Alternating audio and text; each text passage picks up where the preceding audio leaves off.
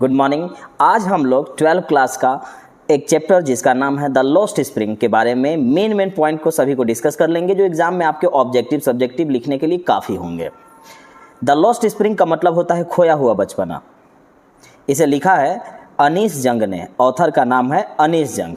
अनीस जंग जो है राउरकेला में पैदा हुए थे और उनकी बचपना और किशोरावस्था, एडोलसेंस जिसे कहते हैं, चाइल्डहुड, हैदराबाद में था। जैसे इनका बचपना और किशोरावस्था हैदराबाद में गुजरा हुआ है। इन्होंने अपनी पढ़ाई हैदराबाद और अमेरिका से किया था। इन्होंने अपनी जीवनी की शुरुआत न्यूज़पेपर में एडिटर के रूप में किया था। इंडिया में भी किए हैं और फॉरेन में भी, विदेश में भी किए थे। इनके माता पिता भी ऑथर थे, राइटर थे। इनके माता पिता भी राइटर थे। इन्होंने खोया हुआ बचपना, एक ऐसा बचपना जो कभी शायद आया ही नहीं, ऐसे लोगों के बारे में इन्होंने लिखा है। इनके ढेर सारे बुक लिखे गए हैं, जिसमें से एक कहानी पर हम लोग डिस्कस करेंगे। द लॉस्ट स्प्रिंग का मतलब होता है खोया हुआ बचपना। इसमें दो मेन कैरेक्टर हैं। पहला है साहेब आलम, जिसका नाम का मतलब होता है द लॉर्ड ऑफ यूनिवर्स, ब्रह्मांड का राजा। दूसरा है मुकेश। मुकेश बैंगल मेकर है, चूड़ी बनाने वाला है। साहेब आलम रैग पीकर है, कचरा चुनता है, और वह सीमापुरी में रहता है, जो कि दिल्ली के किनारे बसा हुआ है। तो दिल्ली के किनारे, आपको लगा होगा कि अच्छा दिल्ली के किनारे है तो बहुत अच्छा होगा, एकदम चमक धमक रहा होगा, लेकिन ऐसा नहीं है। दिल्ली के किनारे रहने के बावजूद भी डेवलपमेंट के मामले में कोसों दूर है। एकदम मडी, मतलब कीचड़ कचरा भरा हुआ एकदम खराब एरिया, जिसे आप स्लम एरिया भी कह सकते हैं, उस टाइप के एरिया है सीमापुरी। साहिब की फैमिली ढाका से आई है, ढाका बांग्लादेश। वहाँ पर भी ये लोग रहते थे, लेकिन एक आंधी तूफान ने सब कुछ बर्बाद कर दिया। तो इन्होंने वहाँ से चल दिया और आ करके सीमापुरी में दिल्ली के किनारे बस गए। इनके पेरेंट्स से पूछा गया कि आप लोग यहाँ पर क्यों आए, तो उन्होंने कहा कि जहाँ हमें 2 वक्त की रोटी मिल जाए, बस हमारा वहीं घर है।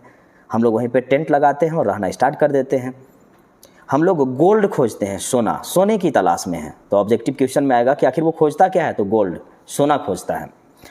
वो कहता है कि मुझे कभी कभार 1 रुपया, लेकिन कभी कभी 10-10 रुपये तक मिल जाते हैं।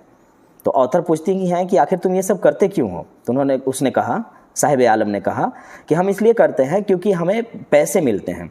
1 रुपया कभी कभी 10 रुपये तक मिल जाते हैं। तो उनको समझ में यह बात आती है कि अच्छा, ये बच्चों के लिए पैशन बन चुका है।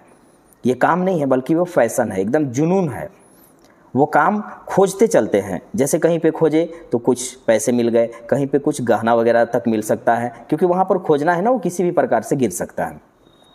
तो ये बच्चों के लिए जुनून का काम है। सुबह सुबह आते हैं, दोपहर होते तक गायब हो जाते हैं। ऐसे ही चलता रहा। तो ऑथर ने एक दिन पूछा कि आखिर तुम्हारा नाम क्या है। तो उसने कहा कि मेरा नाम है साहेब आलम। ऑथर कहती हैं कि अगर इस लड़के को बता दिया जाए कि इसके नाम का मतलब क्या है, तो शायद इसे भरोसा तक नहीं होगा। ऐसा ही कुछ दिन चलता रहा। कुछ दिन के बाद उसने ऑथर से अच्छा खासा जान पहचान कर लिया, एक्वेंटेंस कर लिया, जान पहचान कर लिया। और एक दिन वो अपने घर तक उसे ले जाने लगा। बोला कि चलिए ना, मेरा घर रीबिल्ड हो रहा है, फिर से बन रहा है, चल करके देख लीजिए मेरा घर कैसा है। इनके घर का हालात इतना ख़राब है कि आप, मतलब ऊपर में तिरपाल इस टाइप से ही बांधा हुआ है, घर के दरवाजे भी अच्छे नहीं रहते, मतलब स्थिति बिल्कुल ख़राब है। लेकिन ये बच्चा अपने मन का मालिक है, अभी अपने काम में इतना खुश है कि वो हर काम को बहुत अच्छे ढंग से करना चाहता है, करता भी है। ऐसा ही चलता रहा। और कुछ दिन बाद ऑथर देखती हैं कि एक फेंस गेट के सामने एक गेट है, जहाँ पर अंदर में टेनिस खेला जा रहा है। वहीं पे खड़ा होकर के वो देख रहा था। तो ऑथर पूछती हैं कि क्या तुम अंदर जाना चाहते हो। तो बोले कि हाँ, जब हम ये लोग खेल लेते हैं तो इसके बाद जो गेट कीपर है ना, वो मुझे अंदर जाने देते हैं और थोड़ा मोड़ा स्लाइड करने देते हैं, खेलने देते हैं। ऑथर सोचती है कि यह लड़का खेल देख तो जरूर रहा है, लेकिन ये इसके बस का नहीं है। ये कभी भी ये खेल को खेल नहीं पाएगा। कारण है कि जो बच्चा हमेशा बेयर फुटेड रहा हो, नंगे पैर रहा हो, वो टेनिस कहाँ से खेलेगा। ठीक से ड्रेस तक उसके पास नहीं है। जो ड्रेस आज वो पहन करके आया है, उसके ड्रेस तक मैच नहीं कर रहे हैं। कुछ दिन बाद ऑथर देखती हैं कि साहिब के हाथ में केतली है, चाय वाला। तो वो पूछती हैं कि ये तुम क्या कर रहे हो।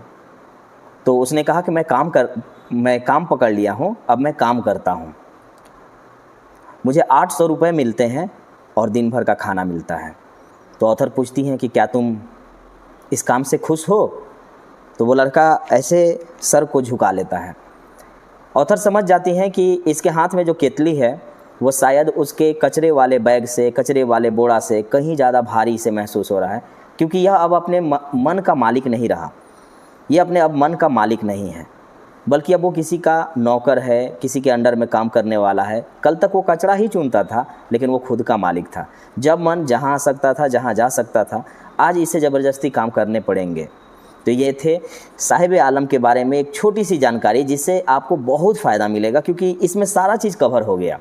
अब थोड़ा सा मुकेश के बारे में जान लेते हैं। 10-12 मिनट की वीडियो होगी, इसे अच्छे से देख लेंगे। साहिब आलम और मुकेश आपका पूरा क्लियर हो जाएगा।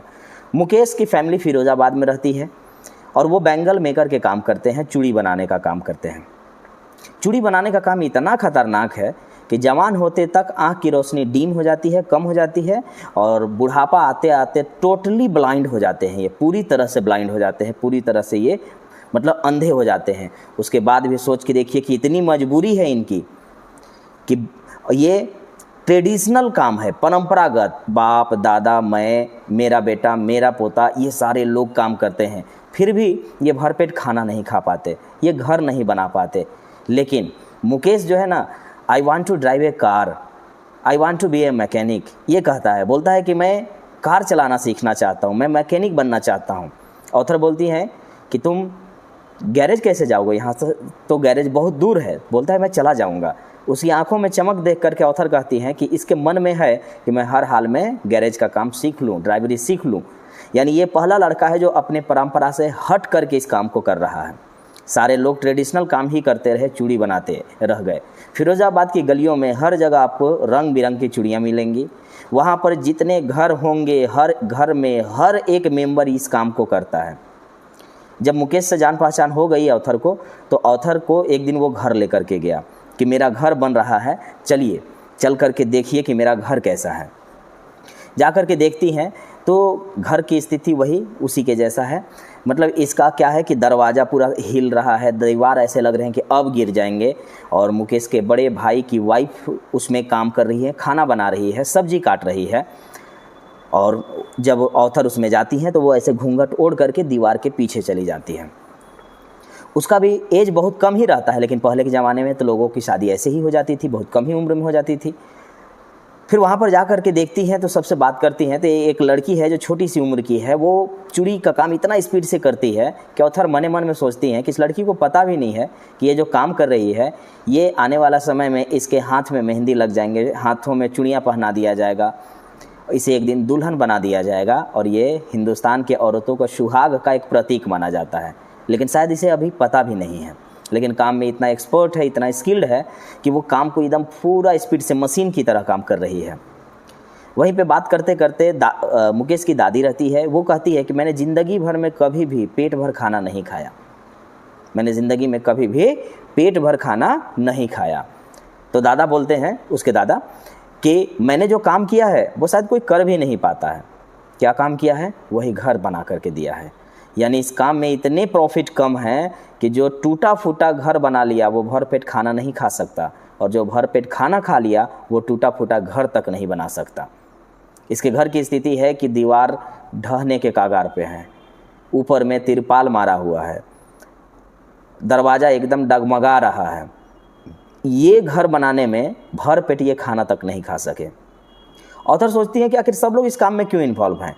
तो बारीकी से पता करने के बाद समझ में आ जाती है बात कि यहाँ के पुलिस वाले, यहाँ के बिजनेसमैन, यहाँ के बिचौलिए जिसको दलाल बोलते हैं, यहाँ के नेता लोग ऐसा गेम खेल चुके हैं कि इन्हें मजबूरी में इस काम को करना पड़ता है। इसी को देखते हुए मुकेश सोचता है कि मैं एक मैकेनिक बनूंगा, मैं एक ड्राइवर बनूंगा, मैं कार चलाने सीखूंगा। लेकिन गराज इतना दूर है, जैसे कि लग रहा है कि उसके सपने पूरे होंगे या नहीं पता नहीं, लेकिन मन में उसका है कि हम हर हाल में इस काम को सीखेंगे। तो एक छोटी सी कहानी कैसा लगा ज़रूर बताइएगा।